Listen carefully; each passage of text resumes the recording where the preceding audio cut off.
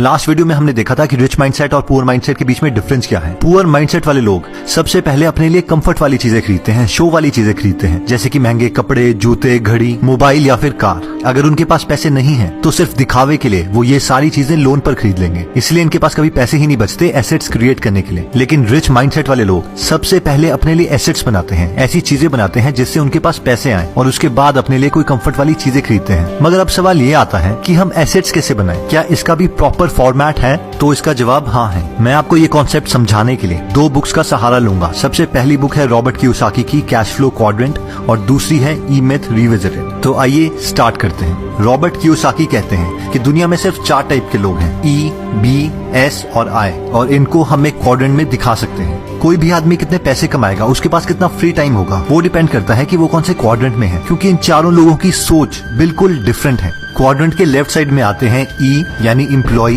और एस यानी self employed. ये वो लोग हैं जो पैसे को टाइम के साथ एक्सचेंज करते हैं। क्वाड्रेंट के राइट साइड में आते हैं बी यानी बिजनेस ओनर या फिर आई यानी इन्वेस्टर। ये वो लोग हैं जो पैसे से पैसा बनाते हैं या फिर किसी और के टाइम से पैसा बनाते हैं। तो आइए इन चारों को थोड़ा डिटेल में समझ लेते हैं। सबसे पहले आता है एम्प्लॉय। ये वो इंसान है जिसे जॉब की सिक्योरिटी चाहिए, हर महीने सेम अमाउंट का पे चेक चाहिए, इसे रिटायरमेंट के बाद में पेंशन चाहिए, हर चीज इंश्योरेंस के थ्रू कवर्ड चाहिए, ये कोई फाइनेंशियल रिस्क नहीं लेना चाहता। जो भी लोग जॉब कर रहे हैं वो सारे इस कैटेगरी में आते हैं। ये लोग अपने टाइम के बदले में पैसे कमाते हैं। जिस दिन ये काम करना बंद कर देंगे इन्हें पैसे भी आना बंद हो जाएंगे और गवर्नमेंट के रूल्स के अकॉर्डिंग ये लोग सबसे ज्यादा टैक्स पे करते हैं। लेकिन दूसरी तरफ जो इंसान खुद का बॉस बनना चाहता है, औरों पे डिपेंडेंट नहीं रहना चाहता, वो अपनी कोई दुकान खोल देता है, फिर चाहे वो लॉयर हो, डॉक्टर हो या फिर कंप्यूटर ग्राफिक डिजाइनर हो, वो सेल्फ एम्प्लॉयड की कैटेगरी में आता है। इनकी सबसे बड़ी गलती ये है कि ये लोग सोचते हैं कि ये बिजनेस कर रहे हैं, जबकि ये सेल्फ एम्प्लॉयड है। इनके पास एक ऐसी जॉब है जो उन्होंने खुद को दी है। ये लोग सोचते हैं कि ये परफेक्शनिस्ट हैं, इनसे अच्छा कोई काम कर ही नहीं सकता, इसीलिए ये हर काम खुद करना चाहते हैं। और सबसे ज्यादा दुख की बात ये है कि जब ये लोग सबसे ज्यादा सक्सेसफुल होते हैं, जब इनके पास सबसे ज्यादा कस्टमर्स होते हैं, उस वक्त ये सबसे ज्यादा बिजी होते हैं और इनके पास अपनी फैमिली के लिए कोई टाइम नहीं होता। ये सारे फेमस फेस्टिवल्स, दिवाली, होली अपनी उस शॉप में गुजार रहे होते हैं जिस वक्त पूरी दुनिया एंजॉय कर रही होती है। और ये सिर्फ इनकी मेंटालिटी की वजह से है, क्योंकि ये किसी और पे ट्रस्ट नहीं करते।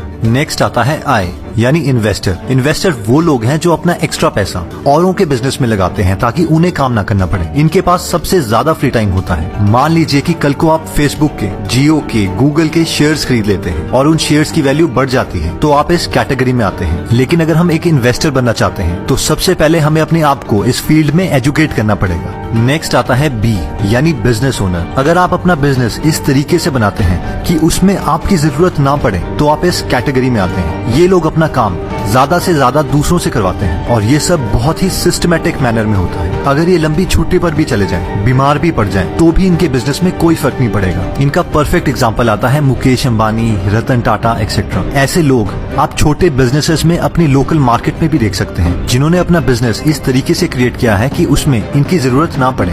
दोस्तों, अब हम देखेंगे कि पुअर माइंडसेट वाले लोग बिजनेस में क्या गलतियां करते हैं और रिच माइंडसेट वाले लोग बिजनेस को कैसे करते हैं जिसे वो एसेट्स बनाते हैं। दोस्तों, बिजनेस में फेल होने का सबसे बड़ा रीजन वो आदमी खुद है जो वो बिजनेस चला रहा है, क्योंकि हम में से मैक्सिमम लोगों को पता नहीं है कि एक बिजनेस चलता कैसे है। दोस्तों, जब भी एक स्मॉल बिजनेस स्टार्ट होता है तो उसे एक बिजनेसमैन नहीं, एक टेक्नीशियन चला रहा होता है, क्योंकि मैक्सिमम स्मॉल बिजनेस कुछ इस एटीट्यूड से खुलते हैं, अरे यार मैं उसके लिए काम कर रहा हूँ, उससे अच्छा काम तो मैं खुद कर सकता हूँ, इससे अच्छा खुद अपना बिजनेस खोल के ज्यादा पैसे न कमा लूं। और हम एक बेवकूफ आदमी की नौकरी छोड़ के एक बड़े बेवकूफ आदमी के अंडर काम करने चले जाते हैं, और वो है हम खुद। कोई आदमी अपना शोरूम खोल देता है, एक डॉक्टर अपनी दुकान खोल देता है, एक एडवोकेट अपनी शॉप खोल देता है, कोई इंजीनियर अपनी सॉफ्टवेयर कंपनी खोल देता है, इस एटीट्यूड से कि उसको ये टेक्निकल काम आता है, और क्योंकि ये वो टेक्निकल काम कर सकता है इसलिए उसे लगता है कि वो ऐसा बिजनेस क्रिएट कर सकता है जो वो टेक्निकल काम करते हैं। और ये एग्जैक्टली ऑपोजिट है एक बिजनेस से, क्योंकि अगर वो बिजनेस इसी सोच से खोला गया है तो वो एक बिजनेस नहीं है, हमने एक जॉब क्रिएट करी है खुद के लिए। We are not a businessman, we are self employed. और सबसे मजे की बात दोस्तों आपको पता है क्या है? हम लोग बहुत प्राउड होके बोलते हैं, अगर मैं नहीं हूंगा तो ये बिजनेस नहीं चलेगा। और अगर आप किसी भी रियल बिजनेसमैन से पूछ लो तो वो यही बोलेंगे कि वो बिजनेस, एक रियल बिजनेस तब बनता है जब आपने अपने को उस सिस्टम से बाहर निकाल दिया है। अगर आपका बिजनेस आपके बिना नहीं चल सकता तो वो बिजनेस नहीं है, यू आर सेल्फ एम्प्लॉयड। लेकिन मैक्सिमम